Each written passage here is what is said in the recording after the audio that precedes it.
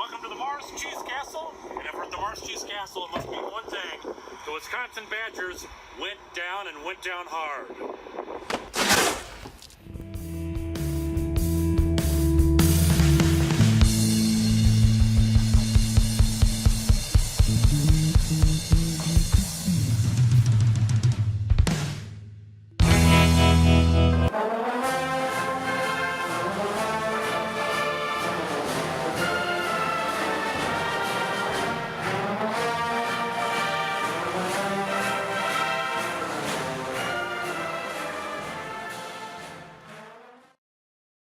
Greetings, I'm Bob. I'm Larry. This is Catnips. It is week 9 of the college football season, and the Northwestern Wildcats, as you just saw, defeated the Wisconsin Badgers, the 20th ranked Wisconsin Badgers, 31-17 at Ryan Field. With the win, Northwestern now has sole possession of first place in the Big Ten West. And this was a great game, Larry. The Cats showed us grit and determination that we kind of had seen, kind of hadn't seen. Some of us were having some doubts about. Cats came through big time. What was most compelling about this was on offense, we had the most balanced game of the season. We were very, very evenly balanced between the running attack and the passing attack. Right. And while neither of them were 100% effective, the combination was too much for the Badgers to handle. Clayton Thorson had 3 interceptions. At the same time, Clayton Thorson also had 3 touchdowns, including one spectacular rushing touchdown where he put on NFL-like moves to get into the end zone. And another one where he struggled to gain half a yard on a quarterback sneak. And let's not forget that circus catch in the back of the end zone by Kyrick McGowan. And in fact, that really was following what we view as the key play of the game. The Cats had turned the ball over on downs on their first possession of the third quarter. The Cats had stalled out and had punted to the Badgers on their second drive. The Badgers wound up committing a roughing the kicker penalty. That extended the drive, put the Cats in Badger territory, and that culminated in that magnificent touchdown catch by Kyrick McGowan. That took us up to 21 points, which was enough to get the job done. So we see that roughing the punter call as really the play of the game. Yep. Hooray for new math, new math. It won't do you a bit of good to review math. It's so simple, so very simple, that only a child can do it. So, Larry, what's the story with bowl math? I'm thinking 1, but I'm kind of simple-minded here. So bowl math is pretty straightforward this part of the season. Northwestern now has 5 games. Even if Northwestern didn't win a single game for the rest of the season, those 5 wins, given Northwestern's #1 APR in the country, should be enough to put them into the bowl picture. However, of course, Northwestern will win more games, and the question is how many and against whom? If Northwestern wins against Iowa in 2 weeks, they will command the Big Ten West and could potentially lock it up in 2 weeks. Minnesota, Illinois, those games may not even matter. Northwestern may, before the end of the season, have clinched a trip to Indianapolis. So that would give us enough wins to go to Detroit? We have us more than enough wins to go to Detroit. We're hoping for a little further south. Right now, we're putting the odds at Northwestern going to Indianapolis at about 54%. Northwestern is right now the clear favorite to win the Big Ten West. The next stop for the Cats, however, is a little murkier. They do have a shot at the Rose Bowl. It's the only New Year's Six Bowl that they could potentially go to. But to get to the Rose Bowl, they absolutely would have to win in Indianapolis. Right now, the odds of that happening combined with Indianapolis is about 12% chance that they would go to the Rose Bowl. If Northwestern loses in Indianapolis, there is no chance. They'd be a 4-loss team. They'd probably end up in the Citrus Bowl. Right now, regardless of whether or not Northwestern wins the title, we're projecting either the Holiday or Citrus Bowl for the Cats. So if the Cats can get to Indianapolis and they wind up with Michigan as their opponent, no problem. Rematch, we We've win done this this one, before. we go to the Rose Sort Bowl. of. Okay, got it. All right, so we're back. This is our good friend Catherine. Catherine has deep family ties to Northwestern and Northwestern football, and Catherine is going to. Well, first of all, what were your observations? Anything that struck you about the game that you wanted to let us know about? Yeah, the defense really shut down the Wisconsin run game. Of course, Wisconsin's known for their run game. That's and right. Jonathan Taylor, but really shut him down. He only got about, 46, 47 yards. Right. And their top rusher wasn't even him. It was Garrett Groshek. That's right, yeah. So they did a really good job in anticipating that. All right, so as is our tradition, we will award a Purple Fist of Justice for each game, and I'm happy to announce that by unanimous consent, the Purple Fist of Justice this week goes to none other than Isaiah Bowser for his fantastic second century performance of rushing, and he is now the number 2 rusher on the season and is quickly closing in on the top spot. So here we are again at the Mars Cheese Castle. This is really our following the trail of tears of the Badger fans back home after they lose to us. So we've slipped here behind the cheddar curtain. We're really enjoying watching the wailing and gnashing of teeth and all that. But as a special treat, we have a special guest star today. This is Michael. Michael, once upon a time, played as a middle linebacker for the Northwestern Wildcats, and in fact, he played for the Northwestern Wildcats in Dyke Stadium against the Fighting Irish of Notre Dame in the 1974 game. That was a championship, national champion Notre Dame team, as I recall. And coached by somebody named Ara Parsegian. Yeah, who used to be our coach. Yeah, so that stole somebody. Right. Yes. Yeah. But of particular interest for us is the fact that in that game, Michael at one point lined up across the line of scrimmage from his Irish twin brother. So can you explain what all that means, Michael? Well, first of all, my Irish twin is a brother that came into this world less than 12 months after I did. And we have been very close, always very close. In high school and all, very close as well. He was recruited. I was recruited by Alex Agassi in 1971, and so was he, but as opposed to my situation, Ara Parsegian recruited my brother Ken. And needless to say, he went with the better group, let's just say that. The point is that we were going to play the Fighting Irish at Dyke in our, I believe it was the second game of the season, and I had not played my brother since in a real game, helmets and pads and whatnot, since grade school. And so he and I were bantering quite a bit that summer about who's going to do what to whom.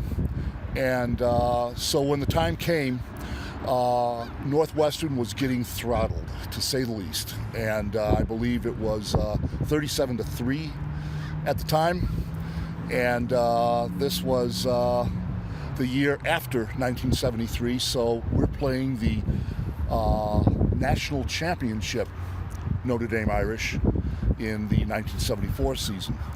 There's about 5 minutes to go in the game, and I'm not getting in, and I was among the starting rotation, and for whatever reason I fell out of disfavor with the coaching staff, and what it came down to was I saw my brother, who was an offensive center at the time, come in garbage time. So noticing that, I decided to take it upon myself to be proactive. So I jump in. I'm the middle linebacker. I was the signal caller. So I jump in and tell the one of the pattern check twins to go to the sidelines. I'm replacing him. Call play.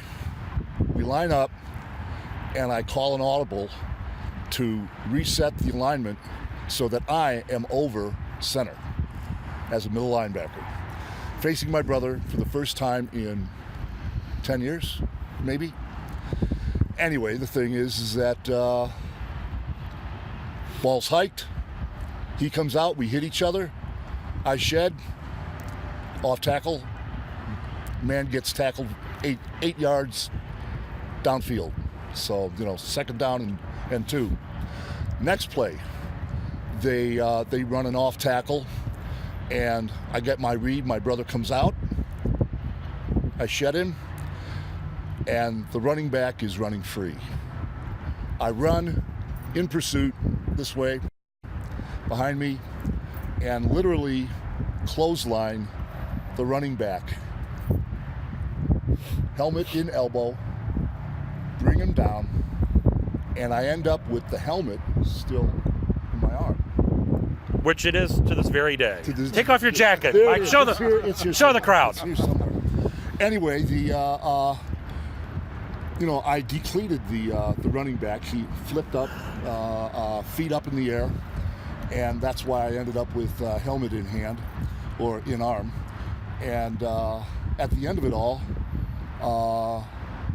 the running back comes up to me, and I took his helmet and I just went, and I tossed it literally over into the Notre Dame sideline. I said, "Go fetch."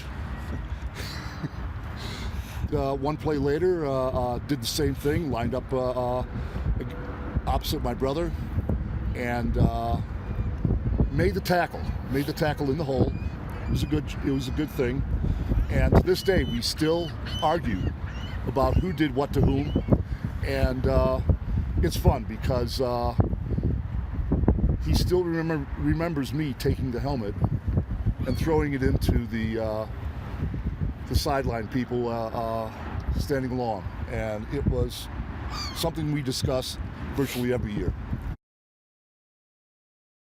So Bob, how about some potables? Well, I think it's time for potables, and we've got something very, very special here. So last time in 2014, when we played Notre Dame, the potable was just plain old-fashioned 1970s Blue Nun. But this time, it's a little different. Yes, we won, so we've upgraded. So this time we've got the 24-karat gold edition of Blue Nun. So this is what we have, and it's got actual gold flakes in it. This is right off the helmets, right? They just scrape the helmets. It's Wisconsin with a cheese grater. Right off. Yes, when they were spraying the helmets, they were spraying the bottles, and we're gonna open this up, and if it spews all over the place, then we could say we're gonna have a golden shower. But hopefully that's not the case. So we're not at the cameraman. We're going to hopefully not kill the cameraman. And there we go. We're in orbit, and we've got our Blue Nun. So we will start here. That gold leaf in there. Oh, wow. It's look at that. Predictably, Larry, it is all fizz. Look at that. Look at all that. form, no And it's yours. You got. All right, everybody. So here's to a win over the Irish and the putative return of the shillelagh. Cheers. Go Cats. Cheers. Go Cats. Go UNU.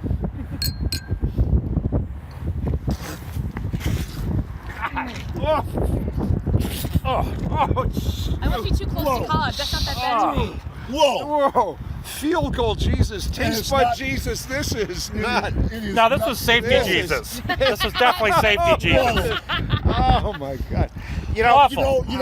In college, 1971 and 1974, 75 when I graduated, Blue Nun was considered It's top notch. très chic. Right.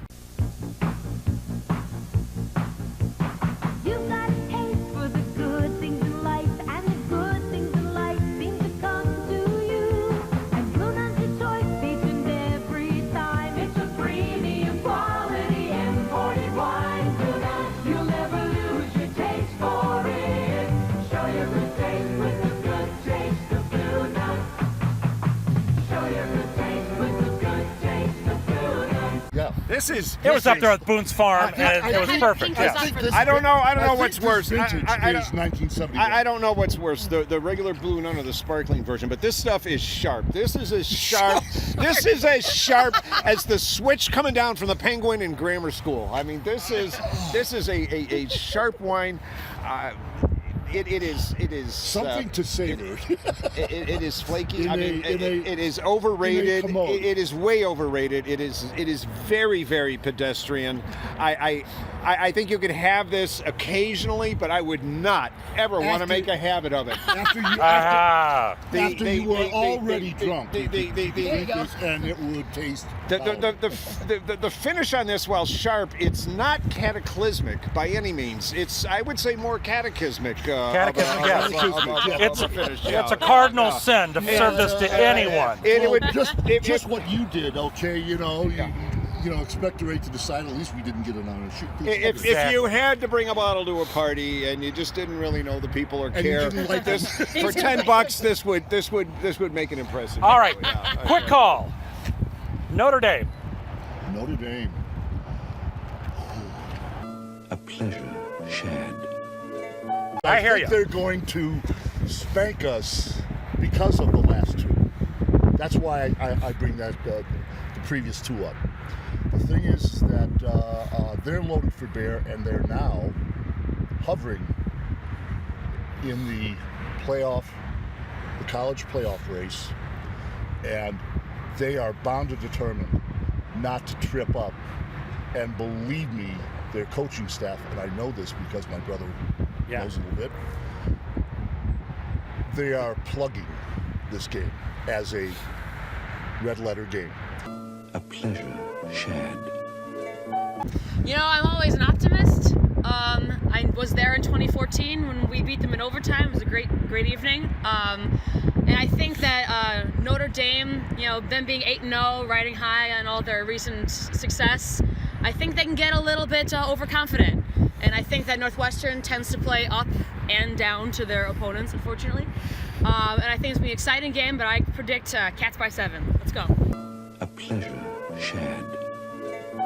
I say, like the Blue Nun, the Domers are living in past and faded glory.